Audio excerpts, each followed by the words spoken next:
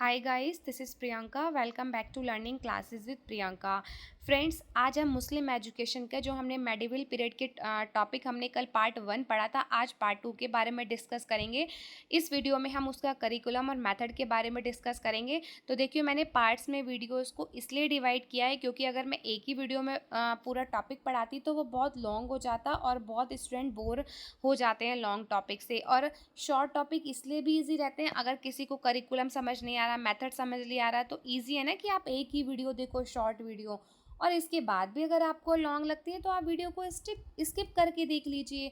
आप हेडिंग्स पढ़ लीजिए, क्योंकि देखिए एग्जाम में हेडिंग्स लिखना इंपॉर्टेंट है। मैं आपको हर वीडियो में बोलती हूँ कि एग्जाम में हेडिंग तो आप डेफिनेटली लिखिए, हेडिंग से ही अच्छे मार्क्स मिलते हैं।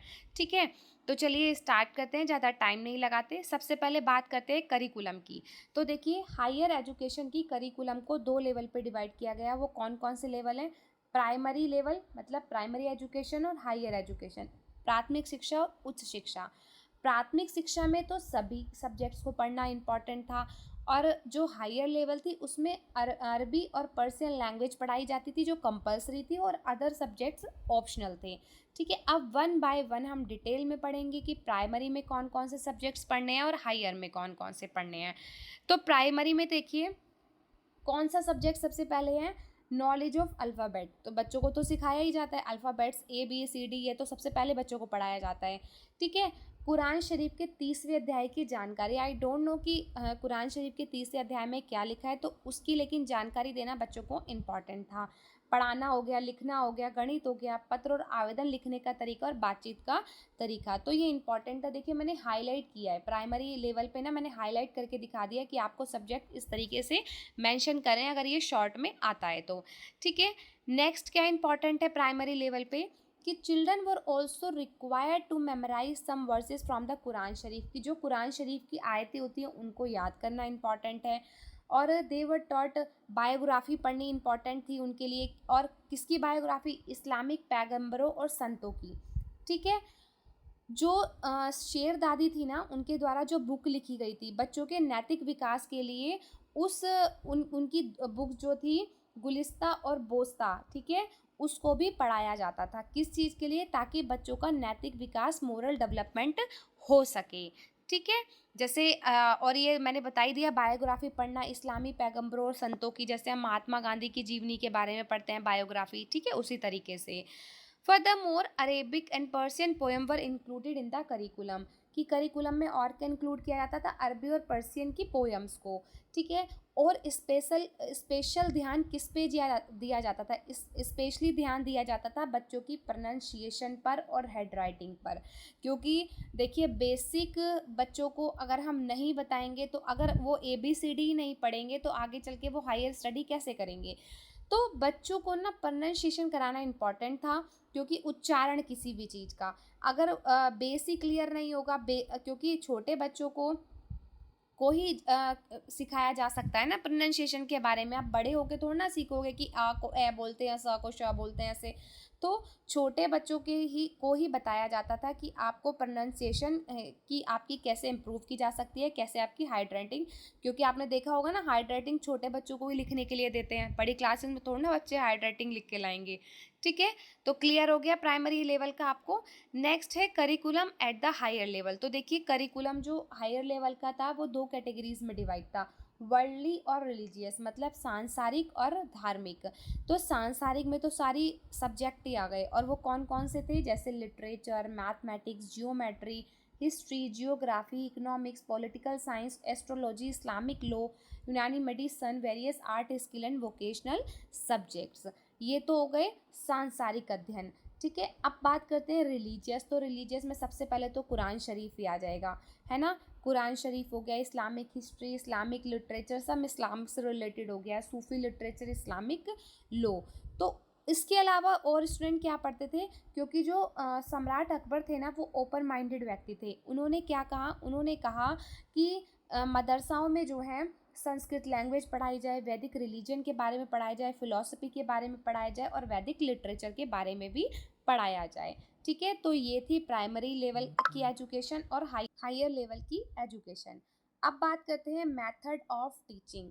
ठीक है, तो देखिए मेथड जो टीचिंग के थे वो 5 लेवल पे डिवाइड थे। सबसे पहला मेथड है imitation, practice and memorisation method, अनुकरण, अभ्यास और स्मरण विधि। ठीक है, तो देखिए नाम से ही आप समझ पा रहे हैं कि मतलब कि स्टूडेंट्स को जो है रिपीट कराना, प्रैक्टिस कराना, याद कराना। ठीक है, तो टीचर्स क्या करते थे, टीचर्स जो है क्लास में कुरान की आयतें, अल्फ़ाबेट्स हो गए, मल्टीप्लिकेशन टेबल हो गए, उनको ज़ोर-ज़ोर से बोलते थे ताकि स्टूडेंट को याद हो सके, है ना? फिर स्टूडेंट क्या करते थे, उनका अनुकरण करते थे, इमिटेट करते थे ताकि स्टूडेंट को वो अच्छे से याद रहे। क्योंकि आपने देखा होगा ना, मैं भी एक लाइन को 2 बार कभी-कभी बता देती हूँ कि हाँ, ये ऐसे नहीं, ऐसे है। तो क्यों? क्योंकि अगर मैं 1 से 2 बार बोलती हूँ ना, तो क्या होता है कि वो ईज़िली याद रहता है, याद करने में ईज़ी हो जाता है आप लोगों के लिए। ठीक है? Next, to improve pronunciation and handwriting, student practice by copying what their teachers did. कि प्रोनंसिएशन और हैंडराइटिंग को इम्प्रूव करने के लिए स्टूडेंट क्या करते थे, जो टीचर कराया करते थे ना, उनको वो कॉपी करते थे। ठीक है, और वो किस चीज़ का यूज़ करते थे, वुडन स्लेट का, इंक का और पेन का, जो वाइल्ड ग्रास से बनाई जाती थी। स्लेट्स के बारे में तो आप सबने भी सुना ही होगा। और किस लिए, ताकि वो स्टूडेंट को इजीली याद रहे, मेमोराइज रख सके। ठीक है, आई होप पहला मेथड क्लियर हुआ हो आपको। नेक्स्ट है speech, lecture and explanation method. तो देखिए आप छोटे बच्चों को लेक्चर देके नहीं पढ़ा सके, छोटे बच्चे बिल्कुल नहीं समझ पाएंगे। तो लेक्चर मेथड जो यूज़ होता था वो यूज़ होता था मदरसाओं में। और मदरसाएं कहाँ पे थी, जो हायर लेवल के स्टूडेंट के लिए यूज़ की जाती थी। मतलब क्योंकि प्राइमरी एजुकेशन जो दी जाती थी वो मक्ताज में दी जाती थी, और हायर लेवल एजुकेशन दी जाती थी मदरसाओं में। ठीक है, तो इसमें किस टाइप के लेक्चर्स को फॉलो किया जाता था, कि स्टूडेंट को कैसे पढ़ाया जाता था, वो देख लेते हैं। तो theoretically subject were typically taught using a combination of 3 method. कौन कौन से, delivering speech, giving lectures, providing explanations. ठीक है, this holistic approach aim to provide student with a comprehensive understanding of the subject matter, कि ताकि बच्चों को जो है कॉम्प्रीहेंसिव नॉलेज हो सके, मतलब व्यापक नॉलेज हो सके। क्योंकि देखिए बच्चों को लेक्चर दे रहे हैं, एक्सप्लेन कर रहे हैं, स्पीचेस दे रहे हैं, तो क्यों? क्योंकि बच्चे जो है अच्छे से समझ सके, उनका कॉन्सेप्ट क्लियर हो सके, और कॉन्सेप्ट क्लियर ही इम्पॉर्टेंट है। मैं आपको बार बार यही बोलती हूँ, मैं कभी नहीं कहती कि आप जो मैंने आपको जिस लैंग्वेज में जिस लिखा हुआ है आपको सेम लिख के आना, नहीं, आप सिर्फ कॉन्सेप्ट को समझिए। आप हेडिंग्स लर्न करो, हेडिंग के अंदर की कॉन्सेप्ट को क्लियर करो, और उसके बाद आप एग्जाम में अपनी लैंग्वेज में लिख के आओ।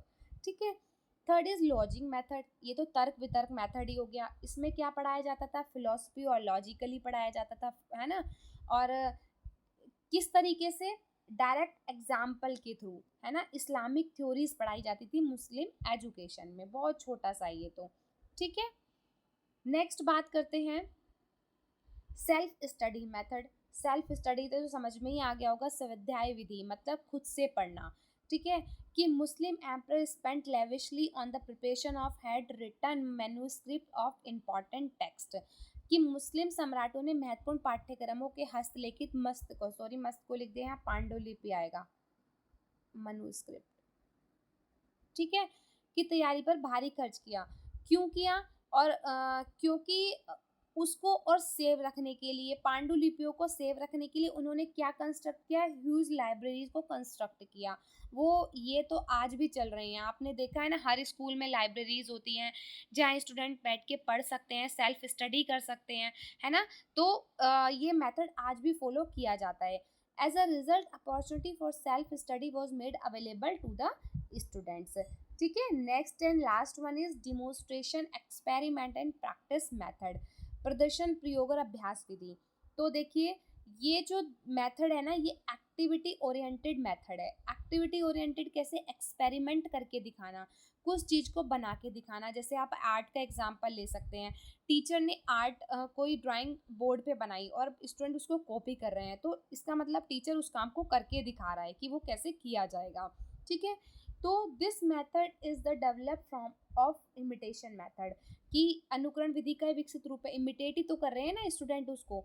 It was use in activity oriented subject, art, skill and other vocations. The teacher did demonstrate the art, the student did observe. क्योंकि इस टीचर जो है बोर्ड पे बना रहा है कोई भी आर्ट, स्टूडेंट उसको ऑब्जर्व कर रहे हैं, ट्राई टू अंडरस्टैंड, उसको समझने की कोशिश कर रहे हैं, प्रैक्टिस कर रहे हैं और लर्न कर रहे हैं। ठीक है, तो इस तरीके से सिंपल वे में देखिए मैंने आपको समझाने की कोशिश करी। आई होप आपको समझ में आया हो। ठीक है, और आपको इसकी पीडीएफ भी चाहिए तो आपको मेरे टेलीग्राम चैनल पर मिल जाएगी। ठीक है, learning classes with Priyanka Telegram channel का नाम है, आप डायरेक्ट भी सर्च कर सकते हैं और मैं उसका लिंक जो है डिस्क्रिप्शन बॉक्स में शेयर कर दूंगी। ठीक है, वीडियो आपको अच्छी लगे तो लाइक शेयर एंड कमेंट कर दीजिएगा, और अगर चैनल पर नए हैं तो सब्सक्राइब कर दीजिएगा। मिलते हैं अपनी नेक्स्ट वीडियो में। Bye bye and take care. और देखिए मैं फिर से बोल रही हूँ, अगर आपको अभी भी वीडियो लॉन्ग लगती है तो आप वीडियो को स्किप करके देख लीजिएगा, आप हेडिंग जरूर याद कर लीजिएगा। ठीक है, चलो bye bye and take care.